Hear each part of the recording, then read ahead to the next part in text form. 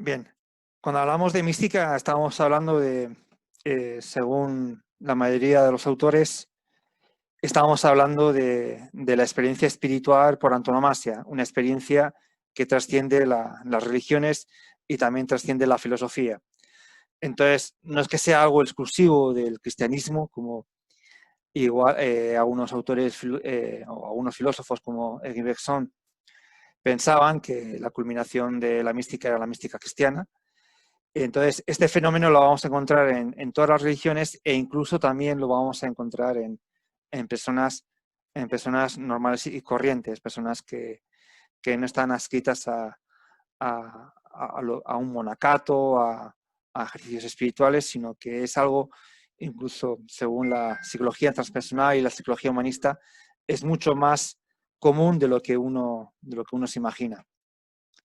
Entonces, por eso tenemos muchos caminos para llegar a un mismo lugar. Por eso la mística es como un lugar de encuentro de filosofía, religión e incluso experiencias estéticas, deportivas, etcétera. Y por eso la montaña es considerada, la montaña es considerada como uno de los símbolos que mejor definen la mística. Por eso en muchas tradiciones y en muchas culturas las montañas son consideradas sagradas. Por ejemplo, una de las montañas más sagradas de la India es el monte Kailash, que está en los Himalayas. Es una montaña a la cual van en peregrinación budistas, hinduistas y musulmanes. En Japón tenemos el volcán Fuji, que también es una montaña considerada sagrada. En Australia también, en el centro de Australia, hay una montaña que es considerada sagrada. Y en el cristianismo, pues tenemos varias montañas, el, el Monte Carmelo, Sion, son montañas que están reflejadas en poemas de franciscanos, de, de la orden de los carmelitas. Y entonces, la montaña viene a reflejar ese camino espiritual que no es algo exclusivo, repito, no es algo exclusivo de las religiones, sino que es un camino de interiorización, una experiencia que nos conduce a todos a esa unidad, ¿no? Por eso la cumbre de la montaña, viene a reflejar esa unidad con la totalidad, con el todo, según los cristianos, con Dios, para los budistas con el vacío. Es una experiencia que nos trasciende y que nos dota de un nuevo sentido lo que es a nuestra vida, a nuestra existencia. Entonces, hay muchas formas de llegar a esa unidad con Dios. La más famosa, la que al menos se practica en la mayoría de las religiones, es la oración. Es decir, cuando nosotros le pedimos a Dios, o le pedimos a la naturaleza, o le pedimos a diferentes dioses, es como una de las prácticas religiosas más básicas y que nos introducen en ese camino espiritual. En las órdenes monásticas tenemos la contemplación, que se diferencia de la oración, en que la contemplación es una especie de vaciamiento, por eso aparece como en las primeras etapas de la espiritualidad, como es el periodo purgativo. Pero también la contemplación también se encuentra en las otras fases de la experiencia mística. Algunos diferencian entre la oración con la contemplación, como que la oración como es el pedido, lo que le pedimos a los dioses o a Dios, mientras que la contemplación es la escucha de ese absoluto de Dios o de los dioses. Esa sería la diferencia. En la oración hay una dimensión activa por parte del sujeto, mientras que en la contemplación hay una parte pasiva. Hay una parte pasiva, si no estamos esperando a que Dios nos responda. También lo vemos en muchos deportes de riesgo, el vivir aquí y el ahora. También hay una fusión del sujeto con la totalidad, ¿no? Por ejemplo, aquí podemos ver una persona que está escalando sin cuerda a más de 800 metros de altura, es decir, que si se cae se mata. Entonces, en ese tipo de prácticas de alto riesgo, si la persona, por ejemplo, tuviese miedo a la muerte, pues indudablemente no haría ese tipo de cosas, sino que cuando una persona está ejecutando un deporte de alto riesgo, esa persona está tan concentrada, está viviendo tanto el aquí y ahora que esa persona se fusiona con la totalidad. Espera, me voy a salir un poco de la presentación. porque no sé si están llegando gente.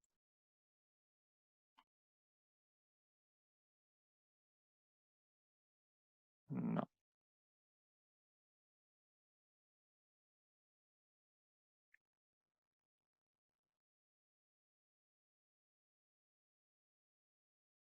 Bien, estáis contemplando de nuevo la presentación, ¿no?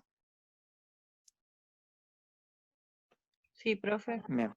Y luego también en el arte, es decir, el arte tiene una vinculación con la espiritualidad y entonces, sobre todo lo que está vinculado con el arte religioso, el arte espiritual, también esa experiencia estética se fusionaría con la experiencia espiritual. Y, por ejemplo, aquí pongo como ejemplo un icono del cristianismo ortodoxo, en el cual para pintar un cuadro de este tipo, pues las personas realizan un ayuno, oración, hay todo un proceso espiritual de purificación del cuerpo para poder pintar una obra sagrada. Entonces tenemos muchos caminos por los cuales podemos llegar a eso absoluto y que no están todos los caminos, no están vinculados con la espiritualidad, sino que también pueden estar vinculados con el deporte, con el trabajo, con la familia, con el arte, etcétera, etcétera. Todas esas experiencias previas,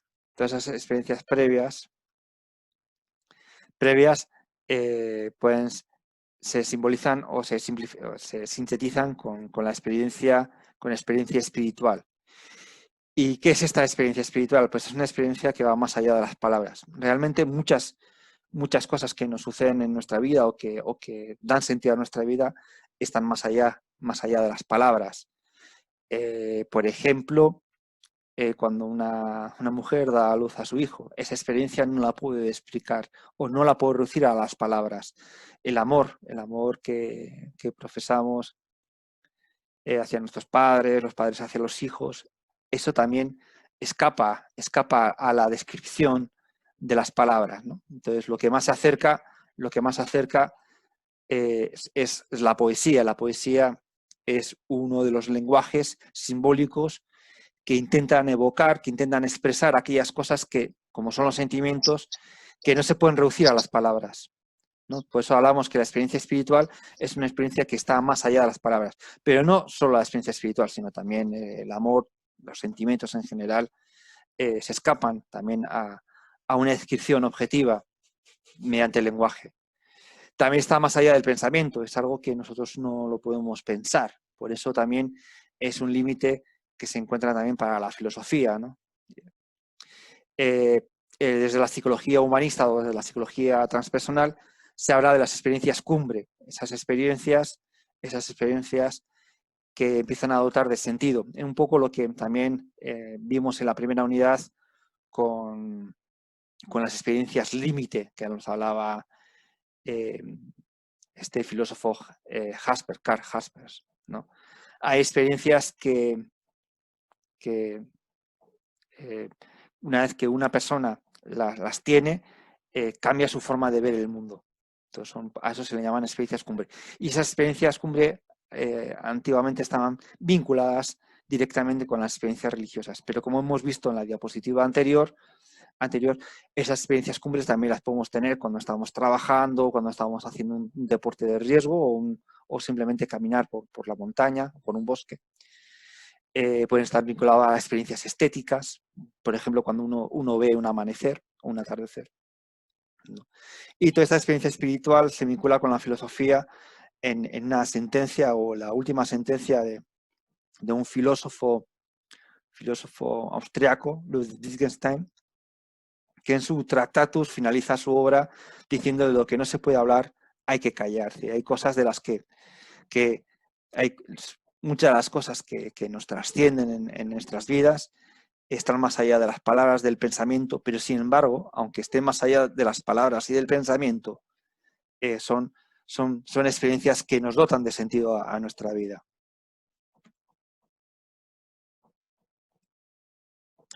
Bien, ¿cuáles son los orígenes de la palabra mística? Es una palabra que procede del griego, del verbo mío. Y este verbo mío es como aquello de lo que uno no puede expresar, ¿no? Es como, Por eso, esta imagen de los 3 monos, que no se puede hablar, no se puede ver, no se puede escuchar, refleja muy bien ese concepto primigenio o etimológico de la palabra mística, ¿no?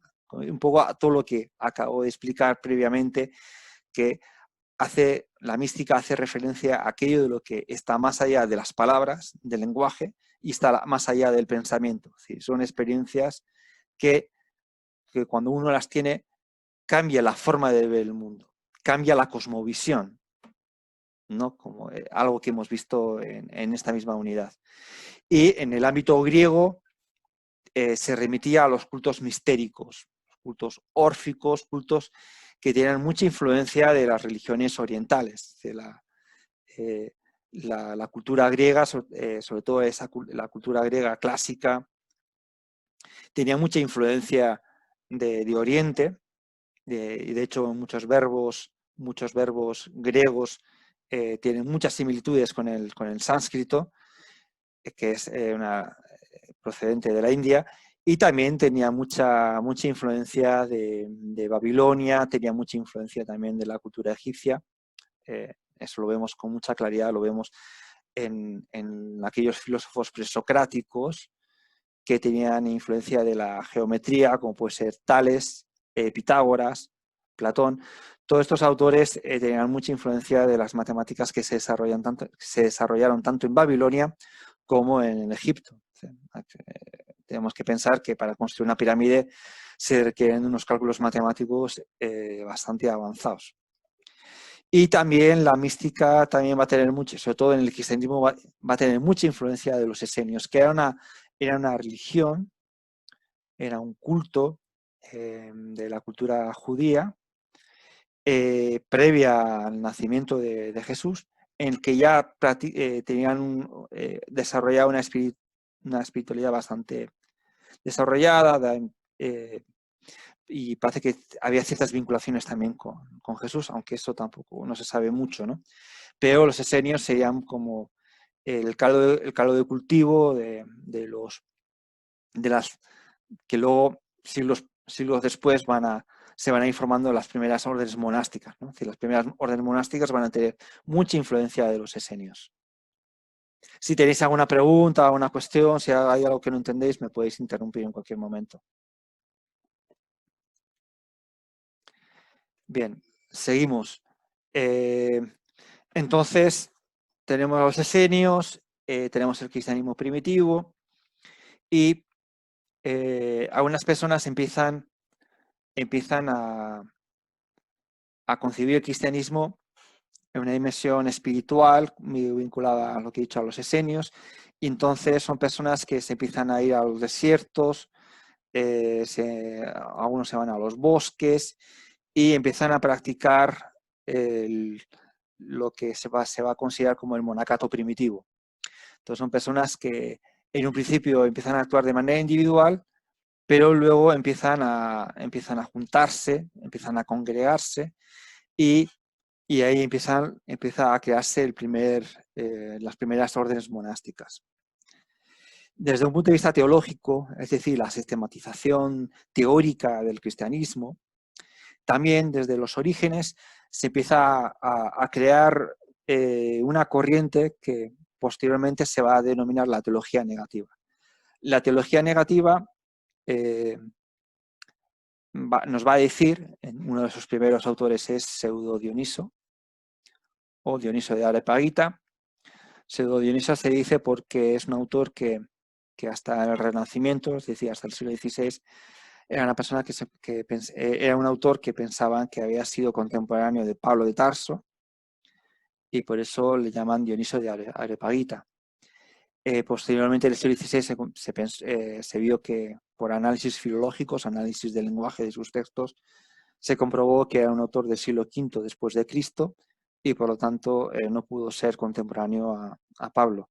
Por lo cual, es un autor que estaba muy vinculado al neoplatonismo, es decir, a la escuela de la Academia de Platón, que también pervivió hasta el siglo V. Y entonces es un autor que en cierta medida va a sistematizar esto que se denomina teología negativa. Y la teología negativa consiste principalmente en que le va a dar una gran importancia a la experiencia espiritual, más que al pensamiento teológico o filosófico, ¿no?, que va a perdurar a lo largo de toda la Edad Media. Entonces, ahí va a haber una serie de autores que los vamos a considerar dentro de esta corriente y se van a caracterizar por darle una mayor importancia a la experiencia espiritual más que al estudio de los textos o al estudio de la teología más sistemática. Entonces, estos autores van a decir que no podemos llegar a Dios por medio del lenguaje o por medio del pensamiento, por medio de la teología o por medio de la filosofía. La única forma que podemos llegar a Dios es mediante la experiencia espiritual, mediante las prácticas espirituales. Y estas prácticas espirituales van a consistir en el vaciamiento de la mente, del cuerpo y del alma. Por eso aquí pongo una cita que es de Meister Eckhart, uno de los grandes místicos y teólogos de finales de la Edad Media, alemán, que dijo en su día: pide a Dios que me libre de Dios. ¿Esto qué significa? Es decir, que nos tenemos que alejar de todos los conceptos filosóficos y teológicos. Y Dios, al fin y al cabo, viene a ser un concepto. Entonces, para poder llegar a Dios, lo que me tengo que librar de ese concepto de Dios. Es decir, tengo que borrar de mi mente todo lo que yo creo que es Dios. Es la única forma, según la teología negativa, por la cual yo puedo llegar a Dios. Y para llegar a Dios no puedo decirle a mi mente, si yo quiero llegar a Dios, si no puedo alcanzar a Dios locos por medio de mi voluntad, sino la única forma de poder llegar a Dios es mediante la gracia divina. Y por lo tanto, yo me tengo que olvidar de ese deseo. Y por esto se practica, esto se consigue. Sí, sí. Disculpe, ¿puedes repetir el autor de la frase? Meister Eckhart. Meister, se escribe Meister. Sí. En castellano es maestro, maestro Eckhart. Y Eckhart se deletrea E-C de casa, K de kilo, H-A-R-T. Eckhart. Gracias. Bien, entonces, este es un gran teólogo de la Edad Media y tuvo mucha influencia posteriormente en la filosofía. Por ejemplo, que es un autor que vamos a ver en la siguiente unidad, que es Nietzsche. Nietzsche parafrasea o cita esta sentencia en uno de sus textos, pero sin citar a Meister Eckhart. Sucede que aquellas personas que han leído a Eckhart y han leído a Nietzsche, pues pueden establecer esa conexión entre estos dos autores, ¿no? Y luego Nietzsche pues, se va a caracterizar por el nihilismo, su sentencia que Dios ha muerto, pero por eso también ese Dios que ha muerto, que predica Nietzsche, no es que él esté matando a Dios, sino que realmente también se vincula con esta teología negativa, con esta concepción de que las experiencias espirituales o las experiencias estéticas van más allá del lenguaje, y hay un montón de cosas que no las podemos representar de manera científica. Por eso pensar de manera científica a Dios no tiene ningún tipo de sentido, ¿no? Porque es un concepto o es algo que escapa a la conceptualización, que escapa al pensamiento, que escapa a las propias palabras. Bien, entonces, dentro de esta teología negativa, pues tenemos a Meister Eckhart, pero también tenemos a un montón de autores cristianos, de monjes, de santos, de doctores de la Iglesia. Tenemos toda la mística franciscana, que fue la mística franciscana fue inaugurada por el fundador de la orden de los franciscanos, que fue, ¿cómo se llama? Francisco de Asís, Francesco, el padre Francesco, y este inauguró la mística franciscana, muy ligada a lo que es a una apreciación sagrada de la naturaleza, ¿no? En uno de sus poemas nos habla del hermano lobo, del hermano fuego, de la hermana montaña, ¿no? Como que también la naturaleza tiene ese estatus ontológico de hermandad, ¿no? O sea, si yo hablo de mi hermana Luna es porque la considero una hermana, o sea, la considero una persona. Eso tiene que ver con la sacralización de la naturaleza y con la veneración de la naturaleza. Por eso los franciscanos son considerados como los primeros ecologistas de Occidente, porque fueron los primeros que reverenciaron de una manera sagrada la naturaleza. Algo muy común en otro tipo de religiones, otro tipo de culturas, ¿no? Como las culturas precolombinas, pues en la mayoría también tenían una reverencia hacia la naturaleza. Luego también tenemos a la mística del Carmelo, ahí tenemos a Juan de la Cruz, Santa Teresa de Jesús. Juan de la Cruz también viene a simbolizar el camino espiritual como el ascenso a una montaña, y él nos decía que el ascenso a la montaña era por el medio, ¿no? por un camino donde uno se despoja de todo, y es la única forma de poder llegar a la cumbre. Y los otros senderos, pues son senderos que siempre nos vamos a perder.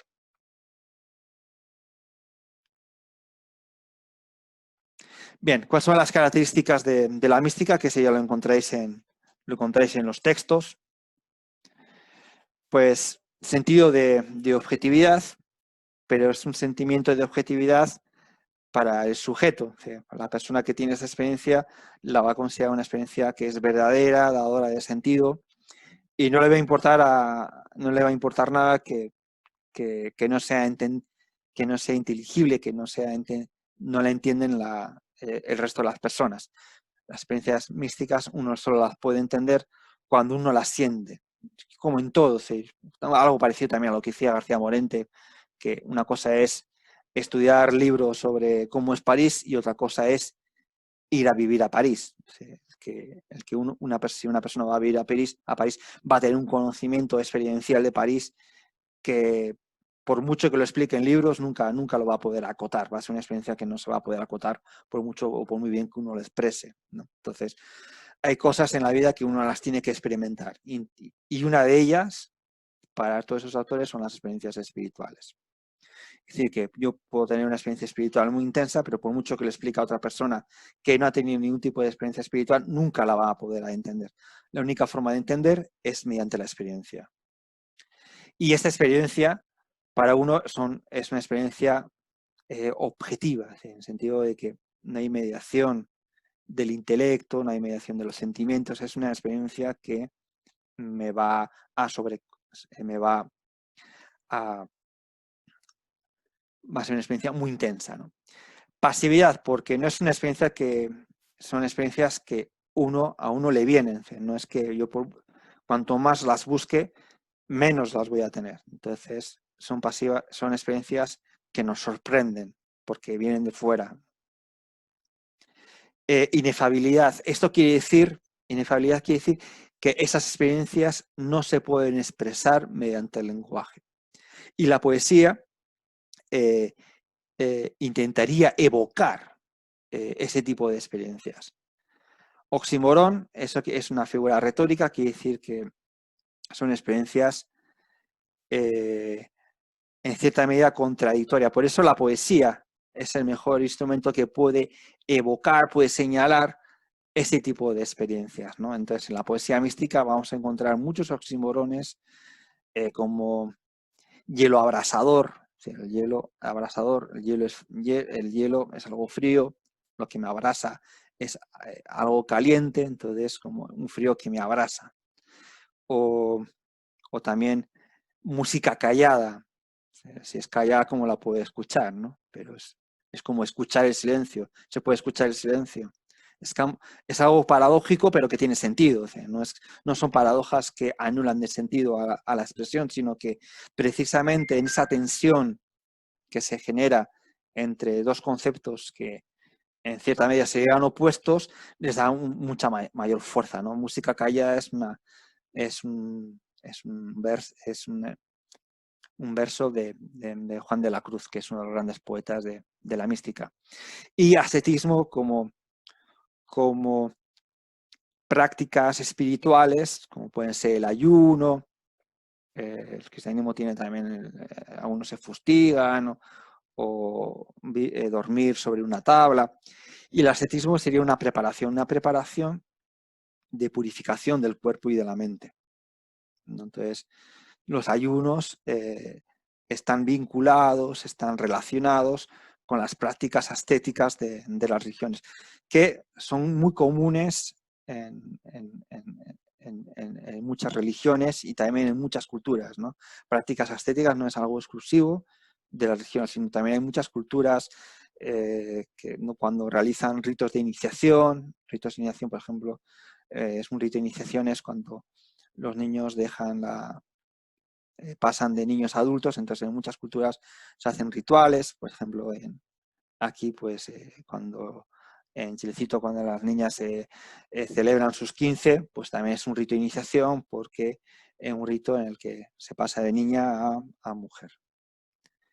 La primera comunión también es un rito de iniciación a practicar el cristianismo con plena conciencia. Todos esos son ritos de iniciación. Entonces, en muchos ritos de iniciación, en muchas culturas, estos ritos de iniciación están vinculados con el ascetismo, con prácticas ascéticas, de ayuno. Hay culturas en donde a los niños los abandonan en el bosque y tienen que estar 6 días en el bosque para que luego cuando regresan ya son reconocidos como personas adultas, etcétera, etcétera. Bien, la vida mística, en los apuntes que teníais que estudiar, la vida mística está dividida como en tres periodos, 3 fases. El fase purgativo, que es una fase de purificación, es una fase activa, donde uno decide ayunar, decide, por ejemplo, igual estar meditando o en estado contemplativo durante 8 horas al día, hay un montón de etapas en las cuales lo que se pretende es purificar tanto el cuerpo como la mente, ¿no? Y sobre todo la mente, ¿no? Entonces, por eso de ahí tiene sentido, por ejemplo, que nosotros, tiene sentido la frase de Meister Eckhart, pido a Dios que me libre de Dios. Esa frase tiene sentido en un periodo purgativo, ¿no? de vaciamiento de conceptos, de ideas, es como vaciarse, ¿no? Y este concepto de vaciarse lo encontramos en la religión cristiana, la musulmana, con el sufismo, en la hebrea con ciertas cábalas, en el yoga, en la meditación zen, en el taoísmo, en las artes marciales, etcétera, ¿no? Un periodo donde nos vaciamos tanto de cuerpo como de mente. El periodo iluminativo, que ya entramos en una fase ya pasiva, es cuando ya empiezo a tener experiencias espirituales, experiencias de luz. El periodo purgativo es un periodo muy oscuro, de de sufrimiento, de lucha interna. Y el periodo unitivo, donde el sujeto se une con Dios, se une con el vacío, se une con la naturaleza. Eso depende de la cultura y depende también de la religión. Pero también este concepto de unidad también es un concepto también que está relacionado directamente con nuestra psique, de unidad con nosotros mismos, ¿no? Cuanto yo más me uno conmigo mismo, cuanto ya más me conozco a mí mismo, más cercano estoy de ese absoluto, de Dios, etcétera, etcétera. Entonces, también aquí cobra sentido la frase de Sócrates: conócete a ti mismo y conocerás a los demás. Bien, también uno de los caminos son los estados alterados de conciencia, que eso se trabaja mucho sobre todo desde la psicología transpersonal. Estas fases están todas llenas de estados alterados de conciencia, es decir, cuando uno está orando muchas horas o cuando uno practica el ayuno con mucha intensidad, llega un momento en el que la mente empieza a tener la conciencia empieza a alterarse, por decirlo de alguna manera. Uno puede tener visiones, puede tener una serie de experiencias, puede empezar a escuchar voces. Y eso no tiene que ver con algunas enfermedades o con algún tipo de psicopatologías, ¿no? Eso tiene que ver también con esos periodos que hemos visto previamente, que es periodos purgativos, de iluminación, de unidad, donde la conciencia está alterada, pero también lo podemos concebir como una conciencia que empieza a salirse de sí, una conciencia que se agranda, una conciencia que empieza a abarcar la otredad. Y esto se refleja también, luego viene expresada por el arte, viene también expresada por la poesía, también viene simbolizada por ese salirse de sí, esos éxtasis, ¿no? Entonces, cuando las experiencias místicas están vinculadas con el éxtasis, también las podemos concebir como esos estados alterados de conciencia. Y bueno, esto sería un poco la clase de la mística, que también es algo difícil de entender, pero es un poco lo que decía García Morente: si nosotros no tenemos ese tipo de experiencias, pues difícilmente las vamos a entender. Pero desde un punto de vista filosófico es muy interesante porque nos coloca al límite del pensamiento, al límite del lenguaje y al límite de las experiencias de uno mismo.